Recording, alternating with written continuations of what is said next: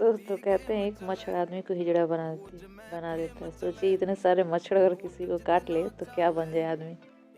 ये हमारे गांव वाले घर का वीडियो है, जहाँ रात के समय बल्ब जलने पर इन मच्छरों का पूरा मेला ही घुस चुका है घर में। सभी कोनों पे मच्छर है, देखिए। और यहाँ पे है 2 छिपकली जो मच्छरों को खाने में लगी हुई हैं। इनके भी दावत हो रहे हैं। देखिए कितने मच्छर है।